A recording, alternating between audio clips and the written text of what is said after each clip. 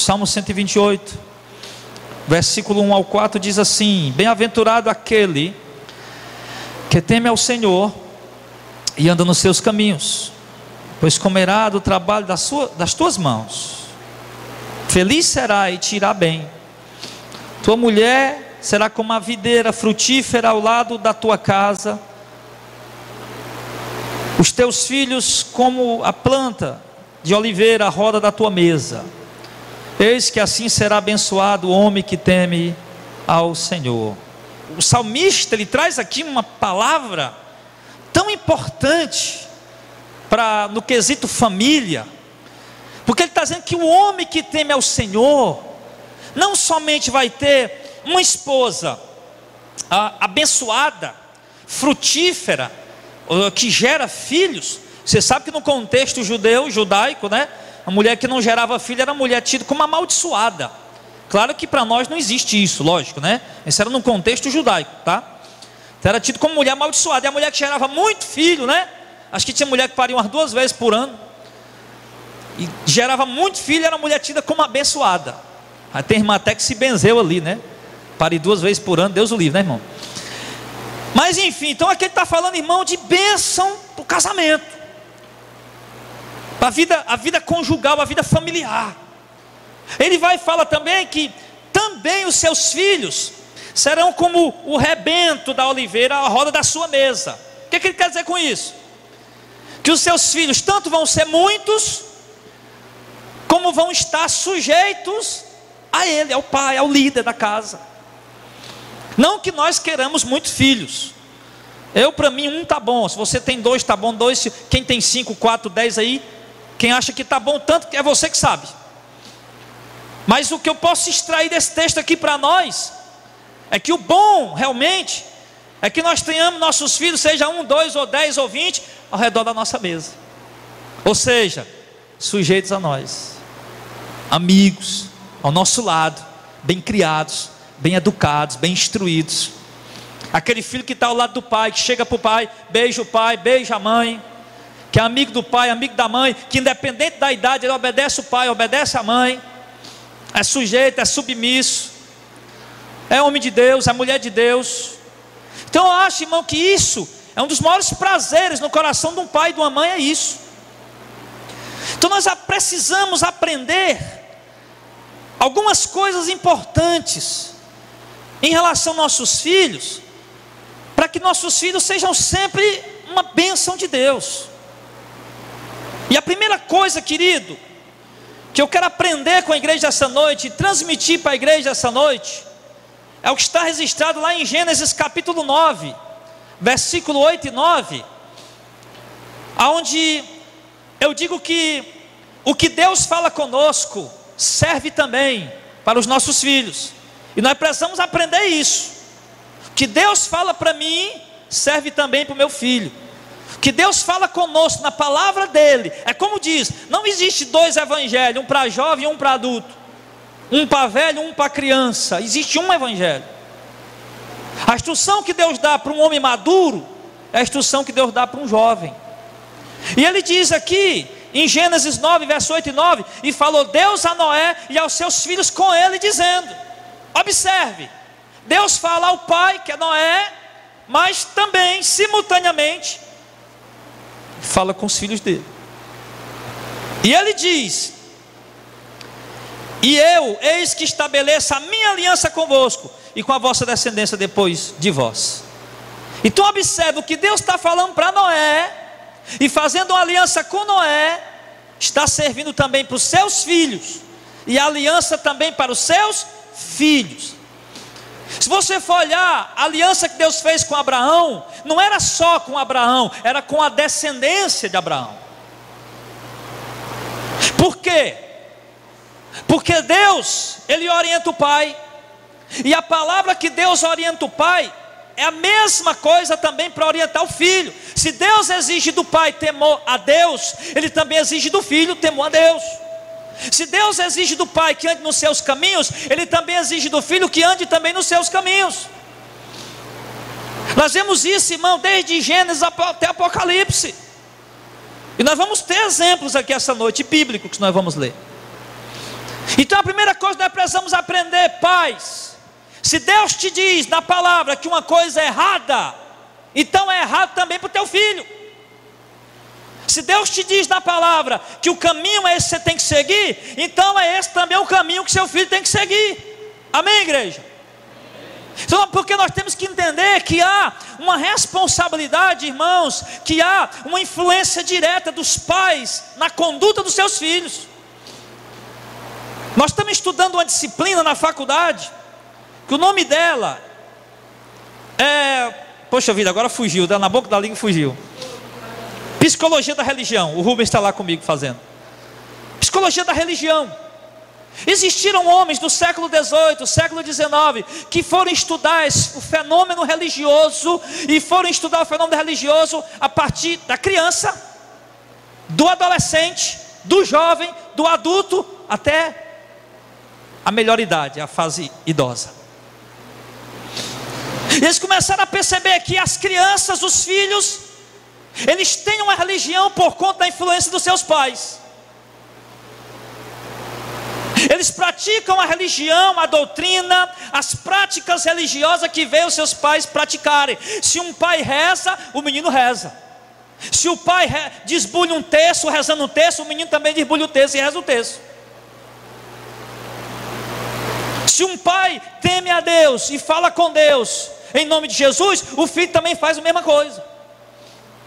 Os pais influenciam diretamente nisso, até que chega a fase da adolescência. Aí o jovem começa a tomar as suas próprias decisões, a ter o seu próprio ponto de vista, as suas próprias convicções, mas ainda está imaturo. Aí vem a fase da juventude, que termina-se aos 25 anos de idade, onde ele já está amadurecendo desde os 12 anos de idade, da fase de adolescência até os 20, 18, 19 anos, e onde termina a adolescência, começa a juventude, que vai até os 25. Aí é uma fase onde ele vai amadurecendo. Aí quando chega dos 25 anos para cima, a fase adulta, ele começa a compreender, se ele é bem instruído na palavra, ele começa a compreender que buscar a Deus não é apenas com interesses materiais, não é apenas por necessidades pessoais. Ele começa a entender que há uma necessidade de um relacionamento pessoal e íntimo com Deus. Mas olha que isso começou lá no berço. Aí quando ele chega na fase já adulta, idosa, ele já está bem maduro nas suas convicções religiosas, por assim dizer. Mas parte lá do berço. Criança que não é instruída pelos pais a temer a Deus, ele vai crescer e não vai temer a Deus. Criança que não é instruída pelos pais a andar nos caminhos do Senhor, ele vai crescer e não vai andar nos caminhos do Senhor. Porque o que Deus fala para o pai é o que ele fala para o filho.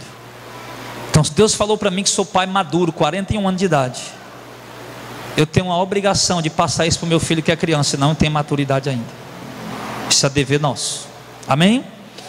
Segunda coisa que devemos aprender, está em Gênesis 7, verso 7, capítulo 7, verso 7. Devemos aprender aqui com esse versículo, que Noé entrou na arca e com ele os seus filhos, sua mulher, as mulheres de seus filhos, por causa das águas do dilúvio. Segunda coisa que a gente aprende aqui, é que nós devemos levar nossos filhos conosco, pelos caminhos ao qual Deus nos manda andar, sim, e que conduzem à salvação. É dever do pai conduzir seu filho pelo caminho da salvação. Noé levou aqueles meninos. Quem foi que fez a arca? Foi Noé sozinho? Você acha que Noé sozinho fez a arca? Quem foi que fez a arca? Noé e os seus filhos. Deus, Noé vai trabalhar na salvação. Vou te salvar pela graça. Tu achaste graça aos meus olhos, vou te salvar. Agora tu vai trabalhar nessa arca da salvação, tu e teus filhos. Aí Noé não ficou, não, deixa, o menino é os bichinhos, deixa os bichinhos aí, deixa eu trabalhar sozinho. Não. Noé colocou os meninos para andar no caminho que Deus mandou. Noé mandou seus filhos entrar pela porta a qual Deus o mandou entrar. E Deus Deus mandou Noé entrar por uma porta, Noé entrou e levou os filhos. Eu te pergunto, você que é pai, que é mãe, cadê teu filho? Está na igreja hoje? Cadê teus filhos? Está no culto? Cadê tuas crianças, teus filhos? Estão aqui? Não, pastor, porque dão trabalho. Não, pastor, porque isso, porque aquilo. Está errado. Está errado. Se você sai de sua casa e vem para o culto, seu filho tem que vir junto. Se você está trabalhando, a Deus lhe deu a graça da salvação e você está entrando pelas portas que Deus tem lhe orientado da salvação, você tem que levar os seus filhos junto com você. Você não pode deixar o menino ficar morrendo lá diante do computador, diante da televisão, diante disso e daquilo, não, meu irmão. Se Deus mandou Noé entrar na arca, Noé levou os filhos junto. Irmão, nós vamos ser salvos pela graça de Deus. Será que nós vamos levar nossos filhos junto com a gente? Terceira coisa, Gênesis 9, verso 1, que a bênção que Deus dá para o pai é a bênção que Deus também dá para os nossos filhos. Gênesis 9, verso 1 diz: e abençoou Deus a Noé e a seus filhos, e diz: frutificai, multiplicai e enchei a terra. Deus abençoou Noé, e ao abençoar Noé, a bênção também foi dada para os filhos de Noé. Deus tem abençoado a tua vida, e essa bênção, ela deve estar também sobre os seus filhos, sobre a sua casa, sobre a sua prole. Amém, pessoal? A bênção só para você. Deus deu a bênção para você e para a sua casa. Não transformem a bênção de Deus em maldição. Não seja um homem de coração endurecido, que recebe a bênção de Deus e não transmite ela aos seus filhos. Você sabe que é bênção obedecer a Deus, você sabe que é bênção andar nos caminhos do Senhor, você sabe que é bênção renunciar, você sabe que é bênção servir a Deus, e por que você não instrui seus filhos também a andar por esse caminho de bênção? Quarta coisa importante, irmãos, é que nós devemos incentivar e fazer de tudo para que nossos filhos tenham comunhão com homens de Deus, com pessoas de Deus. Abra sua Bíblia lá em 2 Reis 4, rapidez. Não quero passar mais do que 2 horas, 2 horas e meia pregando essa mensagem, não. No máximo 3 horas já está bom.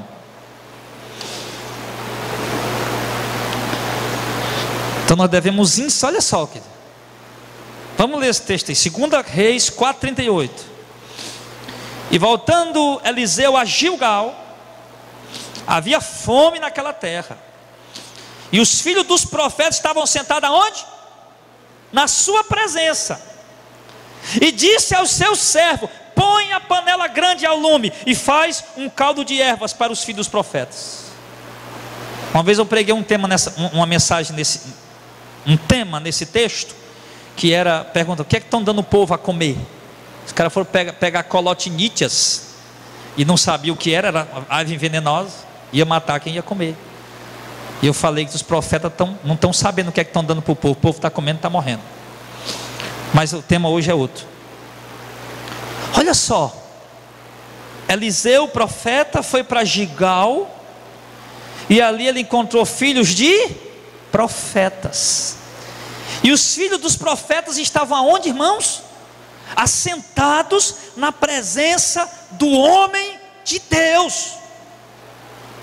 Irmão, você não faz ideia da importância para a vida espiritual do teu filho, a partir do momento que você incentiva e faz de tudo para que ele tenha comunhão e esteja na presença, na companhia de homens de Deus.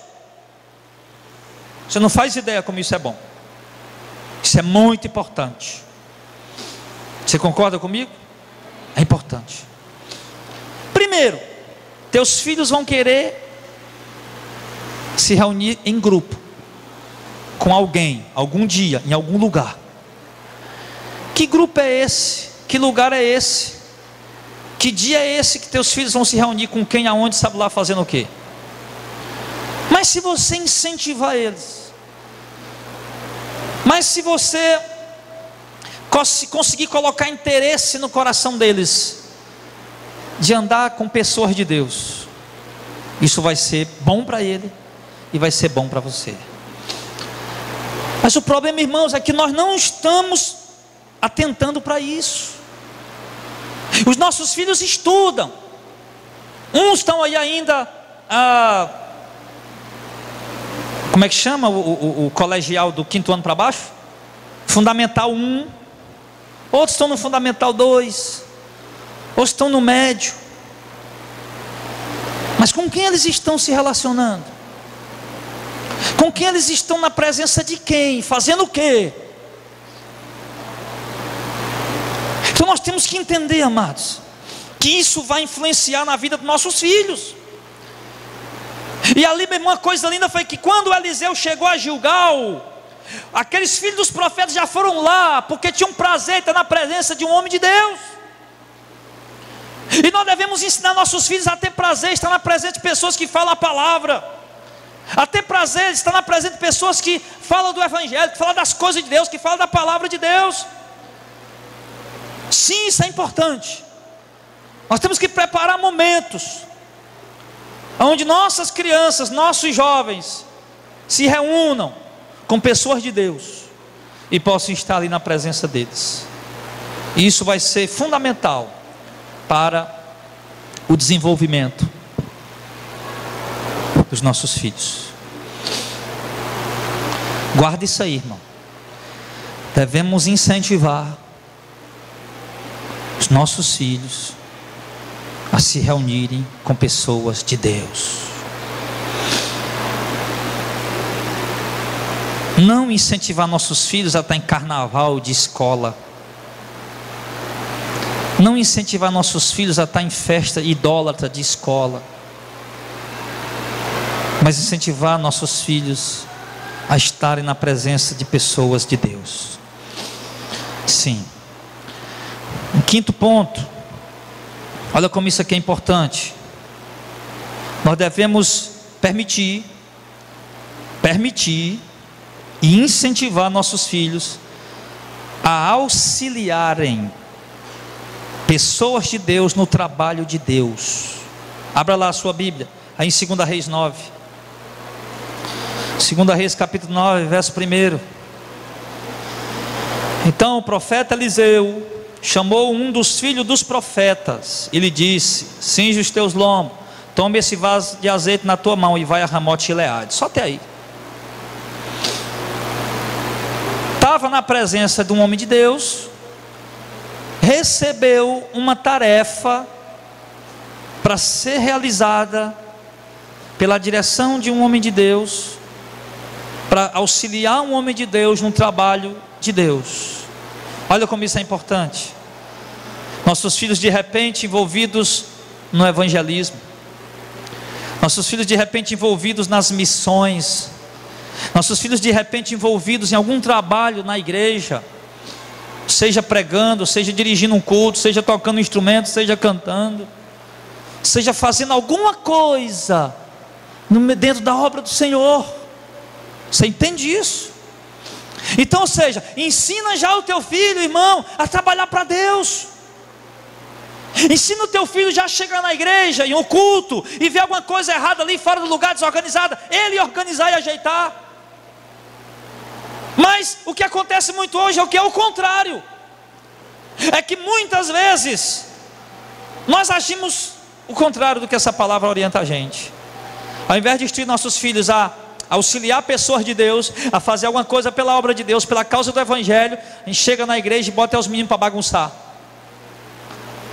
E ai, se o pastor for dizer alguma coisa, nunca mais eu volto aqui. E ai, se chamar a minha atenção, nunca mais eu volto aqui. É desse jeito que funciona. Uma vez uma mãe veio me reclamar que a professora chamou a atenção do filho dela na sala de aula, ali na escolinha. Eu chamei: irmã, as professoras são instruídas a orientar as crianças lá dentro, e a criança que não se comportar bem, elas têm instrução de repreender. Bater, já você está doido, ninguém bate ninguém. Repreender, sim. E a senhora devia ensinar seu filho a obedecer o professor e atender quando ele der uma exortação. A mulher ficou com raiva e foi embora, nunca mais voltou. Nunca mais pisou aqui. Será que eu agi errado? Será que eu devia ter dito: não, minha irmã, pelo amor de Deus, vou expulsar a professora, porque ela não pode dizer nada? Não, pode e deve. E o pai tem que ter maturidade e saber discernir a coisa. Então, meu irmão, o que é que nossos filhos estão fazendo o que na obra de Deus? Esses dias Deus me deu uma direção para me dar uma tarefa a alguns jovens aqui. Ontem eles se reuniram aqui, 2 grupos. Não é para disputar, é só porque a gente dividiu em 2 assuntos. Uns vão falar sobre Davi, os outros vão falar sobre Paulo. Aí formaram 2 grupos. Um vai se apresentar, se eu não me engano, dia 6 e outro dia 13.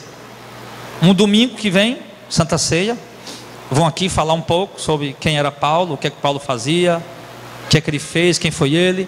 O outro vão falar sobre Davi depois. E por que isso? Para que os nossos jovens comecem, amados, a desenvolver alguma coisa na obra de Deus. Os nossos jovens comecem, amados irmãos, a realizar alguma tarefa, algum trabalho para a obra do Senhor. Que eles não fiquem achando por aí, como aquelas igrejas ali, que ser jovem da igreja é só ir para uma gincana, é só ir para um passeio, é só ir para a piscina. Não, ser jovem da obra de Deus, irmão, compreende também trabalho. Nós temos que instruir isso nos nossos filhos.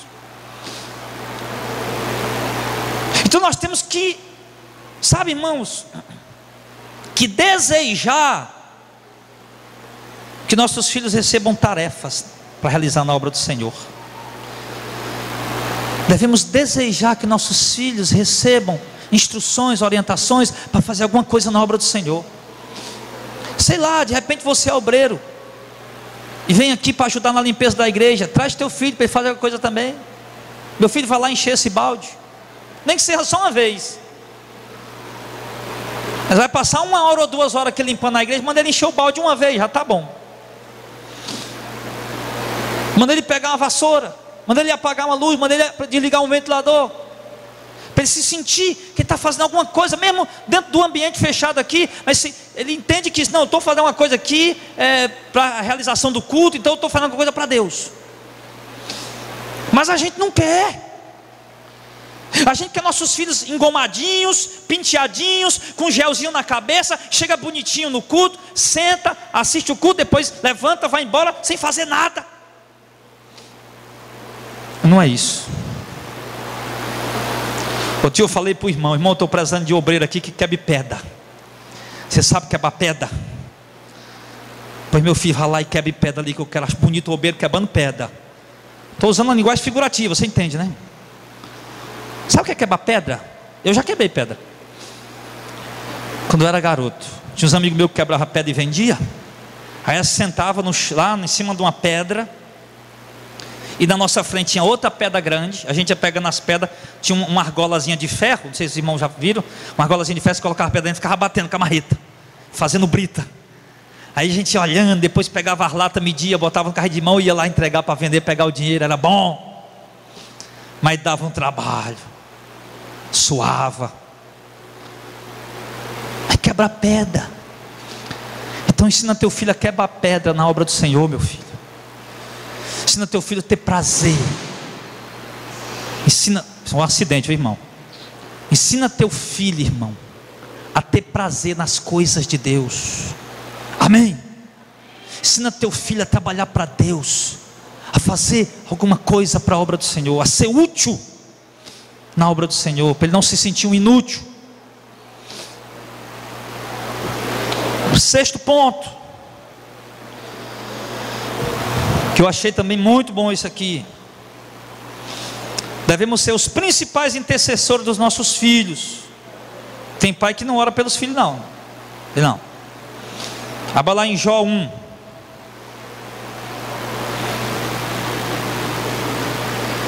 Olha lá. Devemos ser os principais intercessores dos nossos filhos. Você está entendendo a mensagem, irmão? Amém? Você está entendendo que no outro dia foi como estragar os filhos, né? A mensagem, um título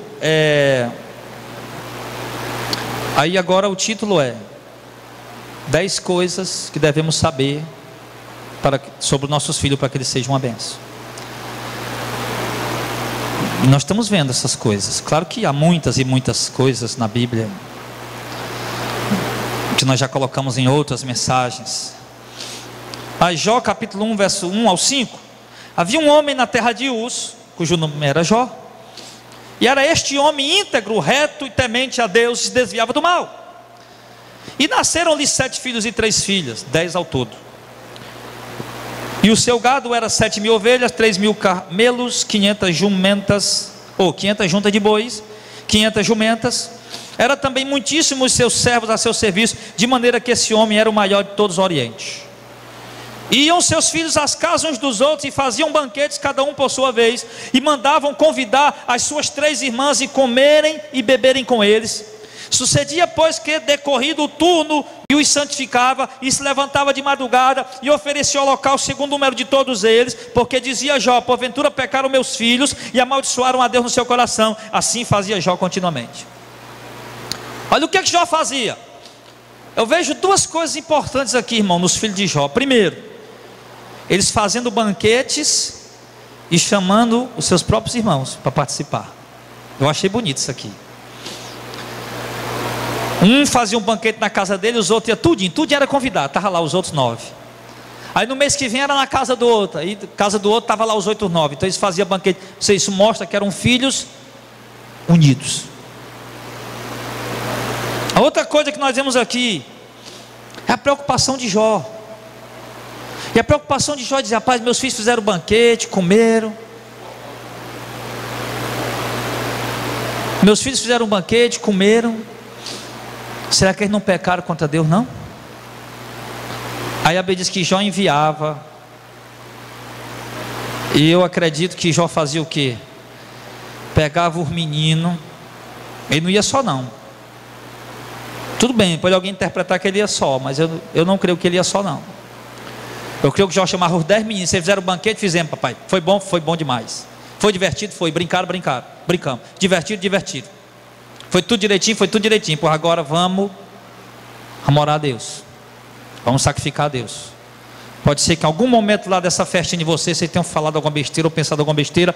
Sim, blasfemado contra Deus. Então bora tudinho lá, oferecer sacrifício agora, dobrar o joelho, buscar a Deus. E Jó levava tudinho para fazer o sacrifício. Era o principal intercessor dos seus filhos. Olha a preocupação desse homem. Preocupação em aconselhar, em instruir. Meus filhos, vocês vão fazer isso, aquilo, mas tome cuidado de não blasfemar contra Deus. Era essa a preocupação de Jó. Quando o menino chegar: meu filho, foi bom, foi legal, foi, mas você se comportar para ser Deus? Sim, papai. Pois agora vamos orar. Agora vamos sacrificar a Deus. Vamos agradecer a Deus. E Jó estava lá como principal intercessor pela vida dos seus filhos. E assim devemos fazer, amados. Na hora que você vê seu filho errar, na hora que você vê seu filho pecar, na hora que você vê seu filho fazer alguma coisa errada, chama ele: filho, não era para ser feito isso. Vá lá, dobra o joelho e peça perdão a Deus. Faça isso.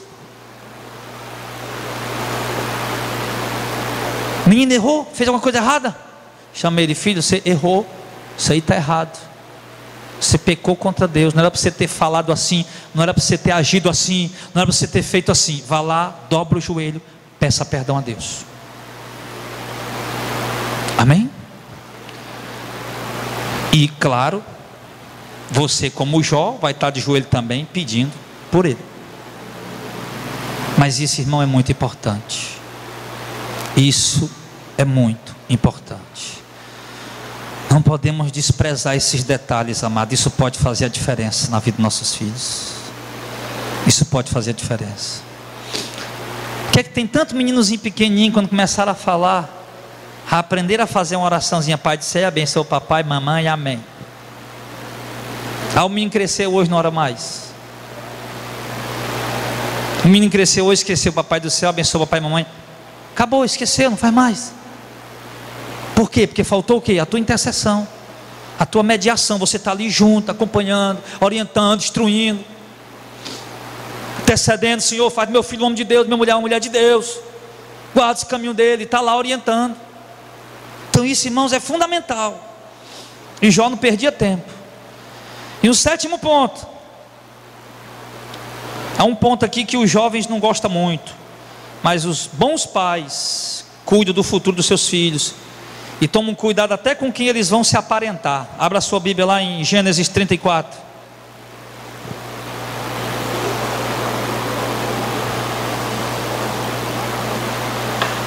Gênesis 34. Aleluia.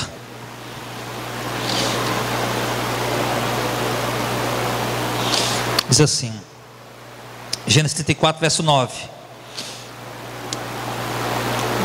Eu quero ler só o versículo chave, tá bom, irmão? Que eu não estou aqui trazendo uma doutrina. Você vê que eu estou pegando os versículos e aplicando para nós. Gênesis 34, verso 9 diz: aparentai-vos conosco, dai-nos vossas filhas e tomai nossas filhas para vós. Deixa bem aí, nós vamos já ler o outro versículo. Olha lá. Um pai está dizendo: aparentai-vos conosco, tornem-se nossos parentes, tomem nossas filhas para casar com vossos filhos, deem vossas filhas para casar com nossos filhos. O que era isso?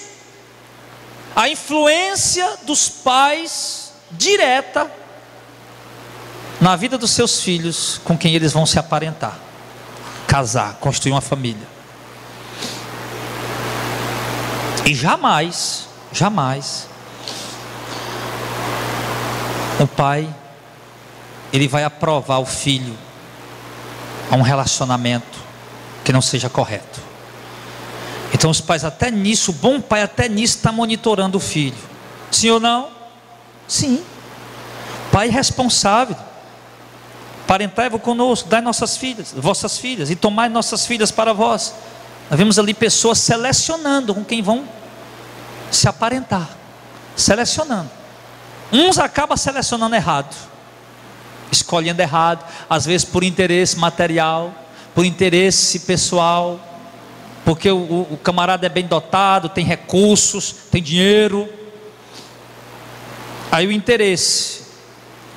Mas outros, o interesse é correto, não é nos recursos, no dinheiro, na posição social, mas é na pessoa que realmente, aquela família, no que aquela família é, no que aquela pessoa é. Se ela é uma pessoa de Deus, se ela é uma pessoa temente a Deus, do bem, honesta, direita, correta. Então os pais cuidam até disso. Lá em Gênesis ainda 34, verso 16, ele diz assim: então dar-vos-emos as nossas filhas, e tomaremos nós as vossas filhas, e habitaremos convosco, e seremos um povo. Você observe que eles estão ali tratando do relacionamento conjugal dos seus filhos, para ali constituírem-se uma família, unir a fusão de duas famílias. Porque no momento que, por exemplo, deixa eu fazer logo um susto bem grande o Jackson aqui logo, que pai que tem filha, e aqui o Jackson, ele não é nada do Clodoaldo, nem conhece o Clodoaldo, conheceu o Clodoaldo aqui agora. Eu vou botar o Clodoaldo, que o menino é bem pequenininho, aí está aí o Jackson, que nem conhece o Clodoaldo não conhece o Jackson. Aí no momento que, por exemplo, a Jéssica casasse com o Mateuzinho, que claro, não tem nem, lógica, mas vamos dizer, a Jéssica casasse com o Mateuzinho, e isso eles iam formar uma família só. Uma família só. Aí nisso o que acontece? Tanto o Jackson, como é um cara responsável, ia estar preocupado, ia estar investigando, analisando, como o Clodoaldo e a esposa também. Mas por quê? Por causa da seriedade com a qual eles educam e cuidam dos seus filhos na presença do Senhor. Mas tem pai, meu irmão, que a filha sai toda semana com um namorado diferente, o menino sai toda semana com um namorado diferente. Ainda tem pastor por aí dizendo: as irmãs que tiver as suas cabritinhas, cuidar que os meus bodes estão soltos. Tem pastor que ainda diz isso, e é bode mesmo, Ele está falando certo, está mentindo não. É bode mesmo. Porque o pai não vai tratar dessa maneira. Então, um oitavo. Então tem que ter até nisso aí, irmão. Você tem que ter responsabilidade até nisso aí, para a vida dos seus filhos. E o oitavo ponto é que um pai temente a Deus jamais vai aprovar que seus filhos sejam dados em casamento a um ímpio e idólatra. Está lá em Números, aliás, Neemias 10 e 30. Porque estão recitando a lei de Moisés. Mas isso é importante para a gente analisar. Não que seja uma lei, né? Mas possa ser um princípio para nós.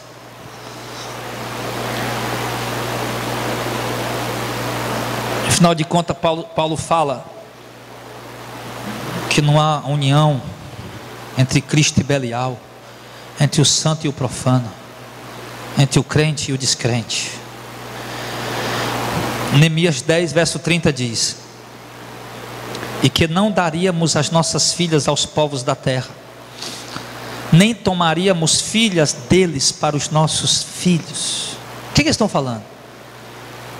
Deus colocou eles numa terra, irmão, cercado de idolatria, cercado de impiedade. E Deus mais do que ninguém sabia e sabe que quando um crente se relaciona com ímpio, meu irmão, a tendência é o crente se desmantelar. Tanto é que a própria Bíblia diz que Deus deixou aquele povo ímpio ali na terra para provar a fidelidade do povo dele. E o que aconteceu? O povo desobedeceu, começou a se casar com aquelas mulheres ímpias, com aquelas mulheres idólatras, e o povo caiu também em idolatria. E não brinque não, porque até Salomão fez isso. Começou a casar com quem não era para casar, por causa de interesses políticos e financeiros. Acabou tendo um prejuízo grande. Casando com mulher de outras nações, aí começou a entrar outros ídolos lá dentro de Israel. Rei Salomão, está entrando outros ídolos aí, o Baal. Sim, está entrando outros ídolos aqui dentro de Israel. Não tem problema não, para deixar. Nós continuamos adorando Deus aí. Essa mulher que quer, deixa aí. Aí daqui a pouco as mulheres de Salomão: Salomão, meu filho, vamos lá adorar só um pouquinho a Baal. Você está doida, mulher? Eu vou lá adorar Baal, adoro o Deus vivo. Mas de tantas mulheres perturbar, o Salomão acabou indo lá adorar. Então, meu irmão, um pai temente a Deus, ele jamais vai aprovar o relacionamento do filho com ímpio. Jamais vai aprovar o relacionamento dos filhos com incrédulos, idólatras. Ele não vai. Ele não vai. Ele quer que os filhos se relacionem. Se for para um relacionamento que vai resultar num casamento, ele quer que se relacione com crente, com uma pessoa da mesma fé, da mesma crença, que anda dos mesmos caminhos. Para um está ajudando o outro. Já pensou um crente fervoroso casado com um idólatra, com um macumbeiro? Enquanto o cara está lá de joelho orando, a mulher está batendo tambor e dançando. E o Zé Pelinta está lá fumando cigarro, o caboclo gesto desce, vem beber cachaça. Você conhece isso aí não, né? É os caboclos lá da macumba. Mas tem crente vivendo isso, irmão. Por quê? Porque dizem eles: foi essa varoa que Deus me deu, foi nada. Foi não. Casamento não é Deus que escolhe para você, é você que escolhe. Agora, se você for sábio, você vai orar e pedir a direção de Deus, para ter discernimento, para escolher certo. Tem uma mensagem guardadinha, ó, já faz um tempinho já. Vamos pregar para esses meninos aí, viu? Tá cheio de Dalila aí querendo pegar o Sansão. Tem uma mensagem aí para vocês aí outro dia. Aí você vai acabar com os olhos furados, o cabelo raspado, igual eu,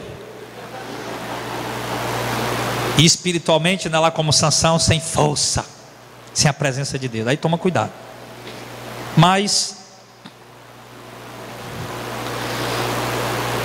os pais que servem a Deus devem manter seus filhos virgens, castos, sexualmente falando. e servindo a Deus até o momento de se casar. Olha aqui, Atos 21, vai lá. Pai que serve a Deus deve manter e guardar seus filhos castos, virgens, seja homem, seja mulher, não importa. Mantê-los castos, virgens, servindo a Deus até o dia de casar. Ele diz assim, Atos 21, 8 e 9. No dia seguinte, partindo dali Paulo e nós, que com ele estávamos, chegamos a Cesareia, e entrando em casa de Felipe, o evangelista, que era um dos 7, ficamos com ele, e tinha este 4 filhas virgens, que profetizavam. Felipe era diácono, evangelista, e um dos pioneiros em missões da igreja. Quem fundou a igreja em Samaria, dos primeiros que fundou a igreja em Samaria, Felipe. E nem por isso, nessa transição de mudar de cidade para outra, pregando o evangelho, sofrendo perseguição, sim, com aquela dificuldade toda que tem, levando 4 meninas, 4 mulheres, nem por isso as filhas dele se tornaram levianas, nem por isso as filhas dele se tornaram prostitutas. O texto diz claramente que apesar de Filipe andar de um lado para o outro, fazendo a obra, pregando o evangelho, servindo a Cristo, sofrendo perseguições, apesar disso, ele conseguiu manter suas filhas virgens, castas e servindo a Deus. E é assim que temos que fazer com nossos filhos. Não vá pensar que não, porque o meu filho agora já tem 16 anos, tem 18 anos, ele pode namorar. Não, não vá pensar isso. Começa a instruir o seu filho a partir de agora, se ele é pequeno ainda. Começa a orientar ele, começa a instruir ele. Começa a dizer para ele que namoro é para casamento, que namorar é quando encontrar a mulher certa que Deus preparou, um relacionamento certo, santo, correto, justo, temente a Deus, na hora certa, momento certo, com a maturidade certa. Tudo no tempo apropriado, adequado, não no fogo da paixão dos hormônios da juventude. O cara se apaixona até por um passarinho cantando nas árvores, e já manda cartinha de amor para ele. Ia passando na rua, o passarinho cantou e eu fiquei apaixonado. Que passarinho era aquele? O passarinho mais lindo que eu vi na minha vida. Ele vai se apaixonando por todo mundo, até pelo vento. Então tem que ter cuidado, tem que instruir o filho, tem que orientar o filho. Então isso, ele tinha 4 filhas virgens que profetizavam. Depois nós vamos estudar como é que Filipe conseguiu manter essas 4 meninas virgens e ainda profetizando no meio de tanta perseguição. E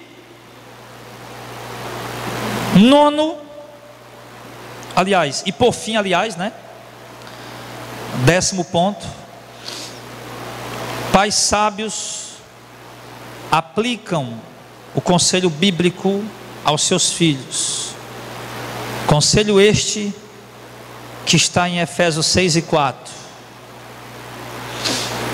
Eu sei que todo mundo conhece aquele: não retira a vara do teu filho, ensina o menino o caminho que deve andar, quando ficar velho não esquecerá dele. Mas tem outro conselho aqui que é muito, vamos dizer, contraditório, mas importante. Porque Efésios 6,4 diz assim: vós pais, não provoqueis a ira a vossos filhos, mas criai-os na doutrina e admoestação do Senhor. Ele dá 2 conselhos aos pais aqui. Primeiro conselho: não provoque a ira a teu filho. Para educar nossos filhos no temor de Deus, no caminho de Deus, irmão, não é necessariamente obrigatório despertar a ira deles. Ou seja, devemos ensiná-los a temer a Deus, a servir a Deus com prazer, com espontaneidade, e não provocar a ira deles. Segundo, ele diz: criai-os na doutrina e admoestação do Senhor. Isso é um conselho prático, para nós. 10º ponto: o que tem de pai provocando a ira dos filhos? O que tem de filhos ficando inimigo dos pais? Porque os pais não sabem proceder da forma correta. Sim, tem pais crentes que querem enfiar a santidade goela abaixo do filho, e acaba despertando no coração dele ira, e quando o menino engrossa um pouquinho um cangote, já sai de casa e vai embora. E não é assim que nós devemos proceder. Não é assim. Nós devemos proceder de um modo que nossos filhos entendam que nós estamos fazendo isso por preocupação com eles, para o bem deles, e pensando no que é o melhor para eles. E nossos filhos devem sim nos ter como seres, como pessoas superiores a eles, autoridades sobre eles, nesse sentido que eu quero dizer, autoridades sobre eles, porém deve-se haver um relacionamento amigável, e um relacionamento de afeto, não no sentido sexual, obviamente, né? Afetivo no sentido de amor, de carinho, no coração de um para com o outro. E isso é muito importante. E nós vamos conseguir isso, irmão, aplicando esses 10 pontos da forma correta. E recapitulando bem rápido, só entender que o que Deus fala comigo serve para o meu filho também. Sim, que nós devemos levar nossos filhos já desde pequenininho pelos caminhos que Deus nos manda seguir. Que a bênção de Deus para nós é também para os nossos filhos, e que nós devemos incentivar nossos filhos e fazer tudo para que eles tenham comunhão com homens de Deus, com pessoas de Deus. Sim, e devemos permitir, incentivar também que eles auxiliem na obra de Deus, no serviço de Deus. E devemos guardar nossos filhos da prostituição, do adultério, ser intercessores dos nossos filhos. Sim. E por fim, para concluir, como nós podemos ver nessa mensagem, os pais têm um papel fundamental naquilo que os filhos se tornarão, naquilo que os filhos serão, no desenvolvimento dos nossos filhos. Papel fundamental e direto. Portanto, eu faço um apelo aqui aos pais: não sejamos negligentes com a nossa herança. A Bíblia diz que os filhos são a herança do Senhor. Não sejamos negligentes com nossos filhos, porque nossos filhos são bênçãos de Deus, sim, para nós. São bênçãos de Deus. Então não vamos achar que criar filho bem é só procurar ele de noite na rua para dormir, pronto, e de manhã levantar, dar um café, mandar ele para o colégio. Não. Que criar nossos filhos bem não é só dar tudo o que eles querem, fazer tudo o que eles querem, na hora que eles querem, do jeito que eles querem. Não. Pelo contrário, isso não é criar filho bem.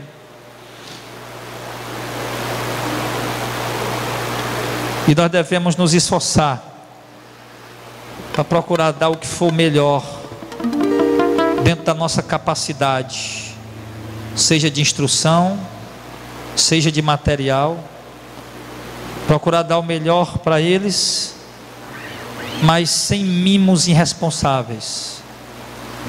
Sem mimos irresponsáveis. Eu falei para os irmãos aqui outro dia, e o meu filho, eu costumava dar uma determinada mesada para ele por mês. Aí, ouvindo o sábio Aloísio, né, o esposo da irmã Ângela, ouvindo o sábio Aloísio, ele me deu uma luz e me mostrou que os filhos, para receber uma mesada, precisam entender que eles estão merecendo receber aquela mesada. Precisam compreender que dinheiro precisa de responsabilidade para se ganhar e responsabilidade para se gastar. Aí eu impus a regra para ele: eu vou continuar dando sua mesada, mas agora você vai ter que fazer isso. No caso dele lá, é ler livro. Quando você terminar de ler um livro, eu lhe dou sua mesada. Quando você terminar de ler outro livro, eu lhe dou outra mesada. Aí essa semana ele terminou um livro. Papai, terminei um livro. Aí entendi o que é que ele queria, né?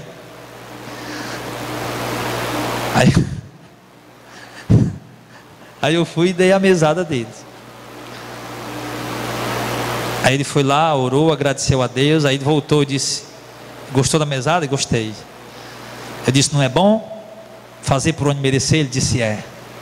Mas depois então se esforce, se dedique, trabalhe, faça o que você tem que fazer. Porque trabalho de menina é estudar.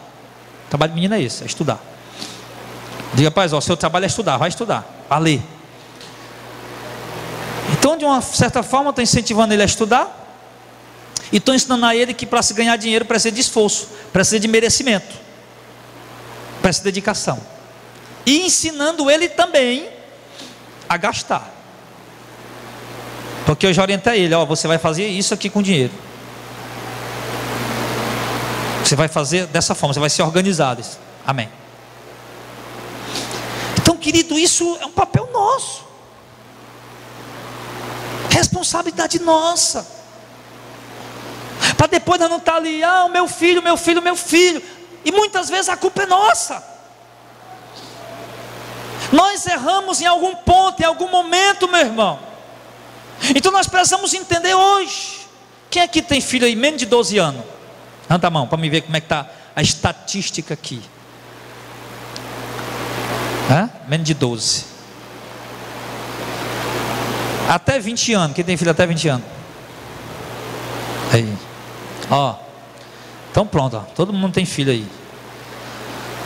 Então vocês ouviram uma instrução, uma direção.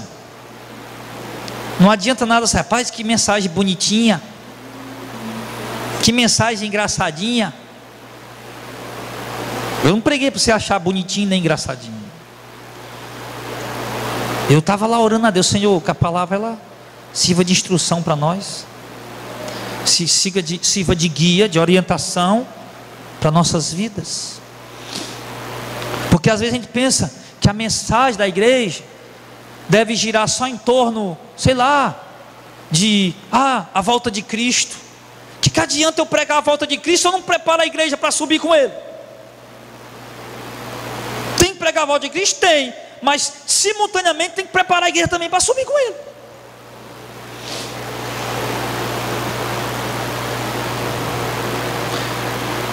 Tem que pregar para o pecador? Tem.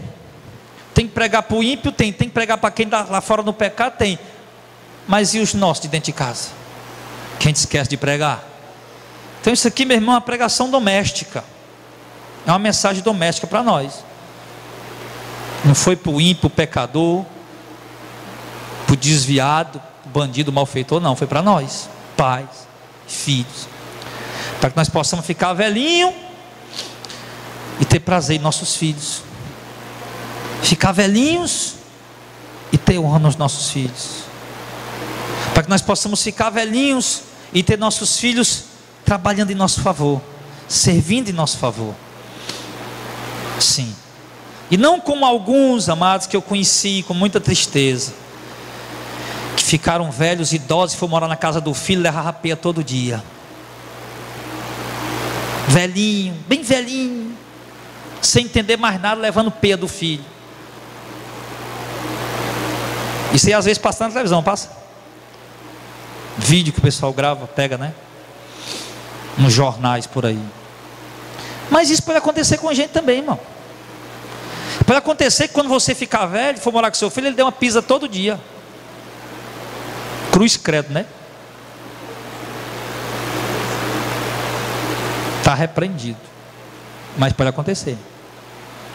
Se você não fizer alguma coisa hoje, no futuro pode ser difícil para você. E aqueles que os filhos sequer querem cuidar, fazem pior do que dar uma pisa todo dia, joga no manicômio, e está lá o velhinho no manicômio, apanhando dos outros pacientes, apanhando às vezes de funcionários irresponsáveis e despreparados, comendo comida ruim, comida estragada e sofrendo o pão que o diabo amassou. É isso que você quer? Deus me livre disso. Pastor, sabe de uma coisa?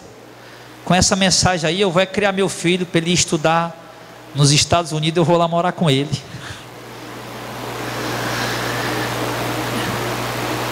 Faça o que você achar melhor. É quando você estiver velhinho.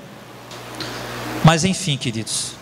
Então, vamos seguir os princípios bíblicos para que nós possamos ter paz com nossos filhos.